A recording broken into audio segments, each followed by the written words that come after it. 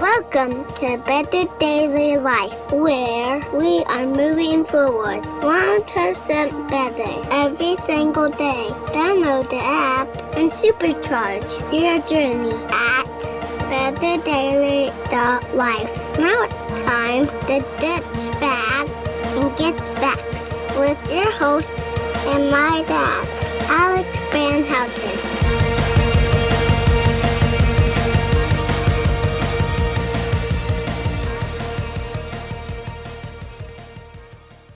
What is up, Betterment family? This is Alex Van Houten in Better Daily Live. Happy Monday. It is Mindset Monday, and mindset today is your pain is not you. I'm really excited to bring this mindset to you today. Well, our next Faithful 40 challenge is on the calendar. The next Faithful 40 challenge will start on October 1st. I know, it's like a month away, but that gives you some time to prepare yourself and to start thinking now about what it is that you want to be achieving over that 40 days from October 1st all the way to November 10th, just before the holiday season hits us right between the eyes, hard and fast, and we get to spend time with friends and family, and I hope it's a wonderful and joyous season, but we're going to come into that holiday season having done a marvelous Faithful 40 challenge. So registration for that will open in the middle of September, and you'll see some more communication and stuff about that. But I'm excited about that. I'm already thinking, what am I going to work on this coming Faithful 40 challenge? And I hope you're thinking the same. So today's mindset, I'm going to try to put a voice to something that I know from working with many people who've wrestled with pain, but at the same time, I'm just being honest here, I feel inadequate to put a voice to it because I have wrestled with pain in my life, but not nearly as much as I know other people have. And so I hope that this rings just as true for those of you who are wrestling with pain right now as it does for those of you who have wrestled with pain and maybe you have a little bit of relief right now. But the mindset today is your pain is not you. There are many times in my life where I have been injured. An injury is painful.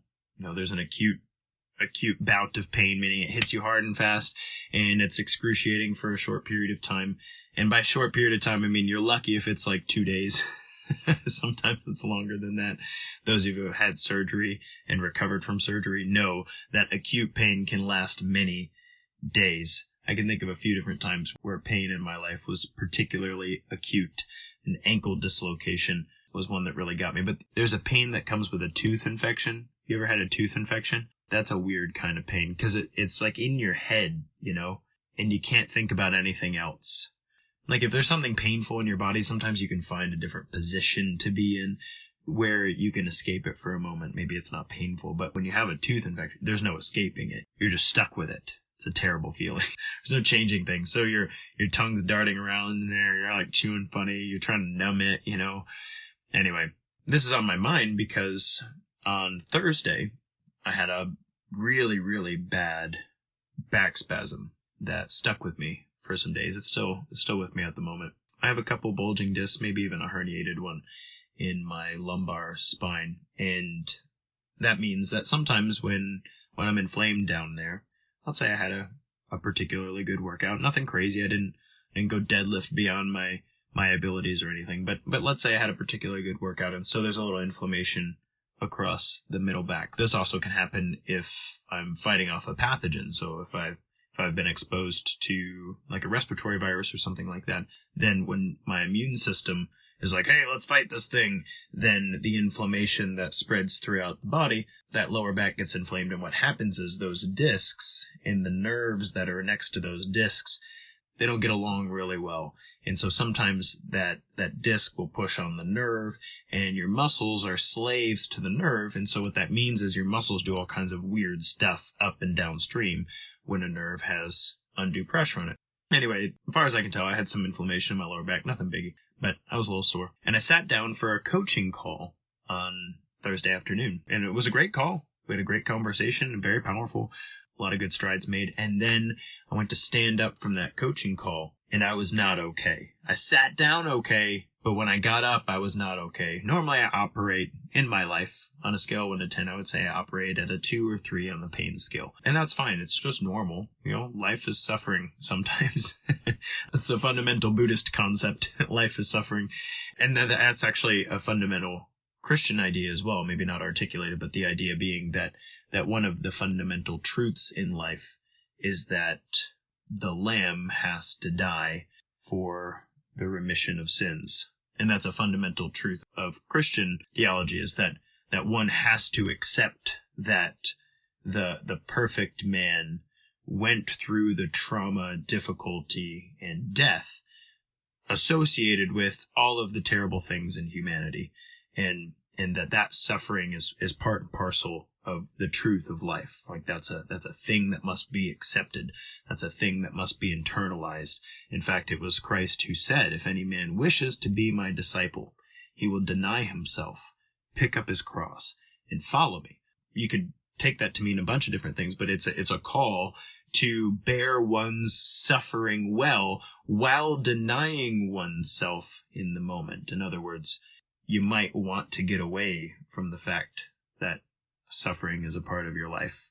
But if you can set yourself down and deal with that and then march on up the hill, then there's something to be gained in that, at least the discipleship with the archetypal truth of Christ. So anyway, that said, I stood up from my chair, and I went from my normal pain, 2 and a 3. I was like a 9. I couldn't walk. I couldn't stand up. As far as I can tell, the nerve in my back that's connected to the multifidus, that's multifidus, multifidus muscle, that connects your lower lumbar spine and your SI joint / hip area all the way up the back. As far as I could tell on my left side, that nerve had, encountered something that required the whole thing to seize up. And so my hips kind of shot to the left, and I had acute scoliosis, man. I was like walking crooked, and it was brutal because I know how to shut muscles off. I do it for people all the time. I can't shut my own off. I can't take my thumbs and dig in right in the spot that needs to be dug into to relax the nerve and muscle without flexing that muscle. So dang, man, I'm in a rough spot, and it was hard, because of that spasm and pain. It put off a lot of different things down and upstream. A lot of people don't know this about their back issues or hip issues specifically, but when they walk around like that, their body's also compensating in your ankle and your feet and your knees and your hips and your shoulders and your neck. So many things up and downstream from that can get all out of whack and off kilter as well. And oftentimes the pain starts to accumulate from an issue like that. It's very hard. It's very hard. And again, I said at the very beginning of this, I will attempt to lend a voice to this, despite the fact that I am by no means the poster child for those who wrestle with chronic pain. There are people here in the Better Daily community who live their lives at a 7 to 8 out of 10 on the pain scale. I see you, and I love you, and I'm sorry for the pain that you wrestle with. I admire the way that you carry your cross. Keep it up. And so the reason I'm telling you this, I don't want a pity party. I don't want anybody. Please don't go, "Oh, Alex, I'm sorry you had such a terrible weekend." Thank you very much, but that's not what this is about. What this is about is, in the past, when I've been injured or wrestling with a particular large amount of pain, it tends to make me very irritable. Pain's hard because you're dealing with it on the inside. You're trying to do the things that you normally do, I don't know, put your shoes on. You ever put your shoes on in the middle of a back spasm? Why are shoes so hard? It's terrible. You can't even get down there, you can't even get down. And socks, socks are hard, and shoes are hard, and shorts are hard. I might as well walk around naked. Forget it. So anyway, you're trying to do the things that you would normally take for granted, and that other people certainly are taking for granted. You're trying to do those things, and you just can't. Or if you can, you do them with incredible difficulty. And so it takes an immense amount of focus and attention and willpower just to do the small things that normally in life just shouldn't be that big of a deal. And, it's very tiring. And it takes a significant part of your brain that you could put toward how you want to love yourself and others. you could do that, but your brain is being spent on this whole pain thing. But something cool happened for me this weekend that's different from normal for me. I've been injured a lot. I've dealt with acute pain a lot. I've dealt with chronic pain a lot. And normally it would be like, I would tell my household, I'm irritable. Please leave me alone. I'm not a pleasant person to be around. I just need, I need to be separate from that. And this weekend didn't really lend itself to that. We had family over for a birthday dinner for one of our family members. We had a huge weekend at church with our Serve and Life group launch. There was things that, I just needed to be a part of. And I didn't really have the option of being irritable and away from everybody. And what was cool is, in the midst of that, I found that I didn't have to be irritable. Sure, I was in pain. Sure, it was difficult. Sure, I was moving slower than usual. Sure, there was a few things I couldn't do than I normally did. But I didn't have to be irritable about it. I didn't have to be angry about it. In fact, if anything, I was probably a little more gentle in demeanor than normal. Maybe a little more loving and intentional than normal. And I find that when I fast as well. I don't know if you guys have experienced this or not, but there are times in life where I've gone without eating for a time. And I'll say, I'm not eating. Maybe I'm praying about something. Maybe there's a part of me that I need to quiet my mind to listen to. Maybe there's something God's trying to tell me that I need to slow down so that I can hear it.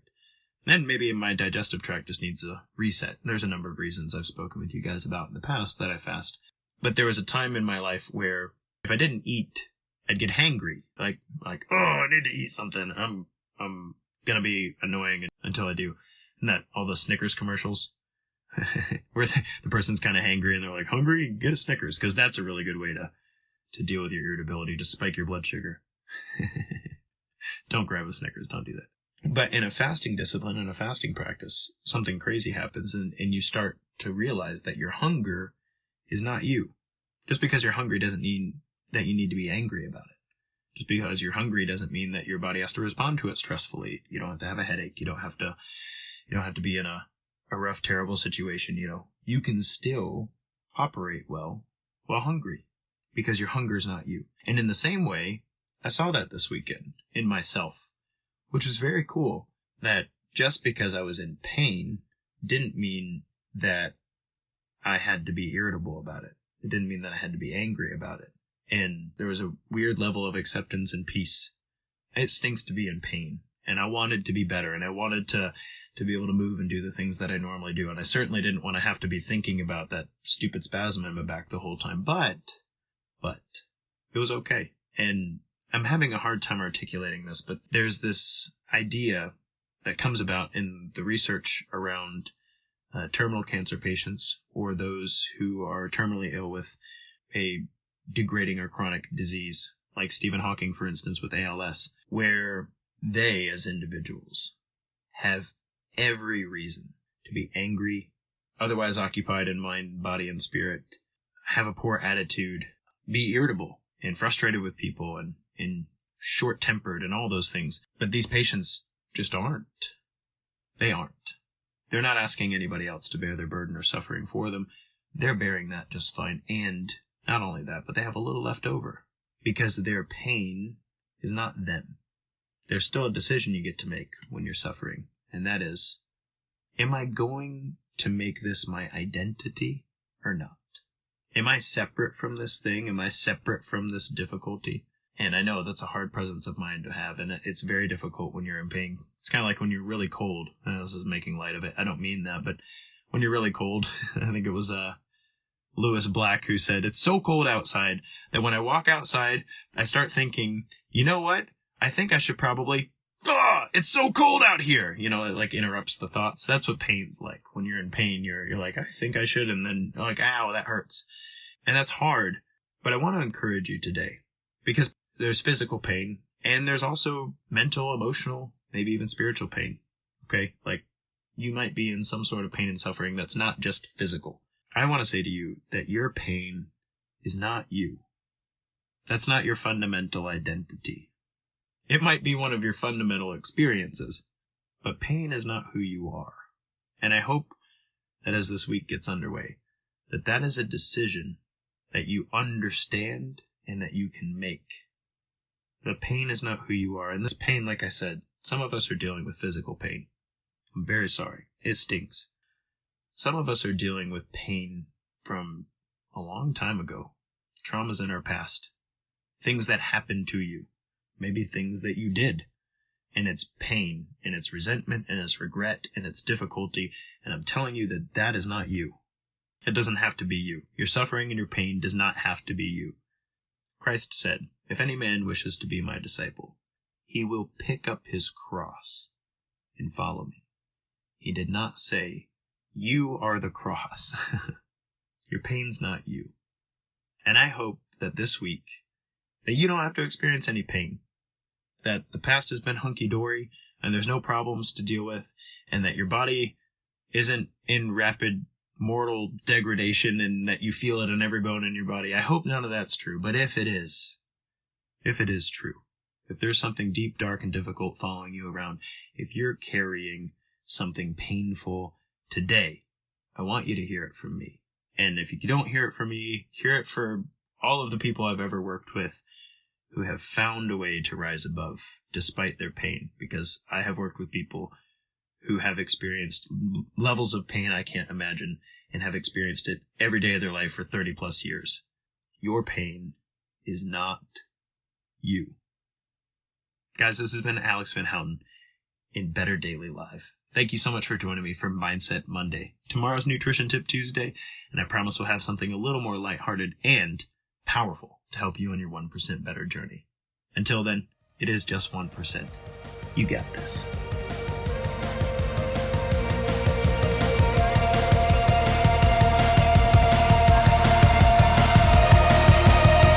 Thank you for joining us for your 1% better. Be you, just better, in mind, body, and spirit. Go to betterdaily.life, download our app, and check out our 5-star coaching resources. We all have a cross to carry. It's lighter when we do it together. Go to betterdaily.life today.